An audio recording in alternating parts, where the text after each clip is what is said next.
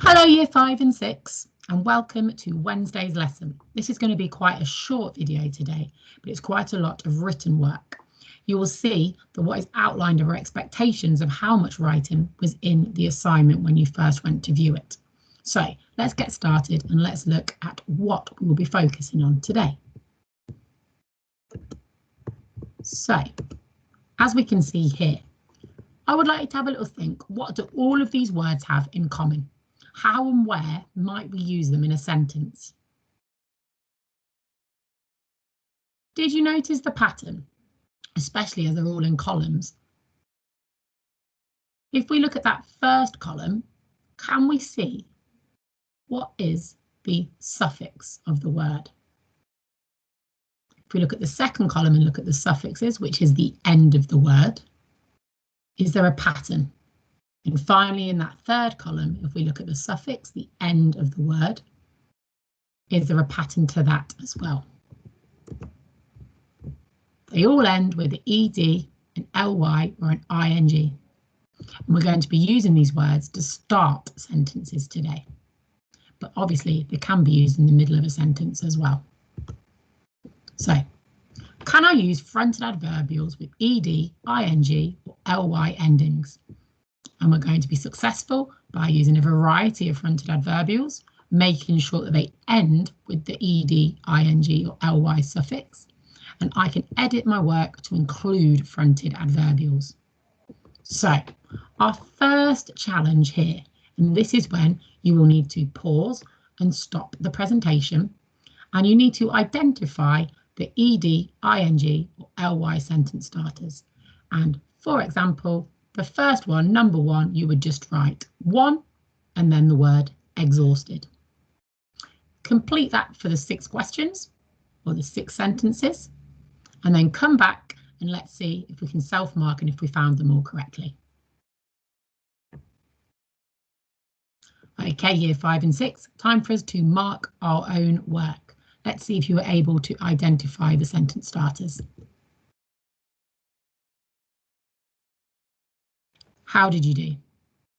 Did you manage to find all of those sentence starters? And if you notice, especially on number 3, they don't often come next to each other. They can be used separately as well, but they're still at the start and the beginning of the sentence. So what is special grammar term? Well, the special grammar term for the phrases in red. And if we look, they're punctuated by a comma. If you're in Year 6, we should know this straight away, as it's one of our targets from Year 5. Our Year 5s, you might have forgotten. Let's see if you can remember now. Fronted adverbials. Did you get it correct?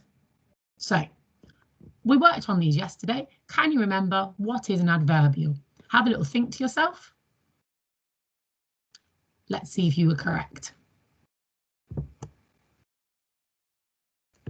So, what is a fronted adverbial?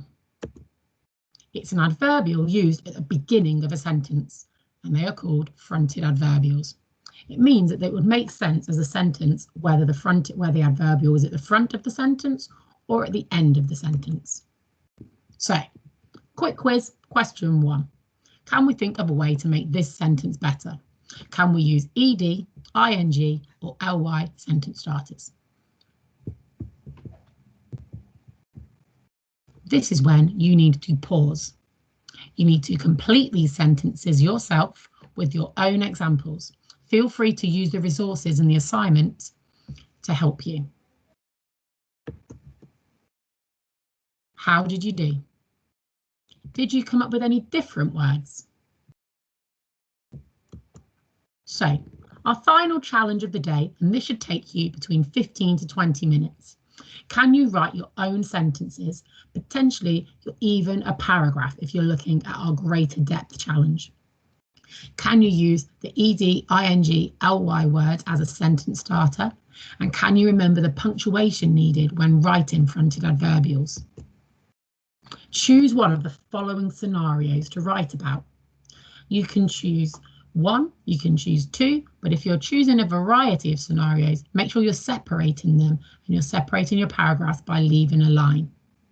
The extension challenge for today, which is similar to our greater depth, is can you use two words together?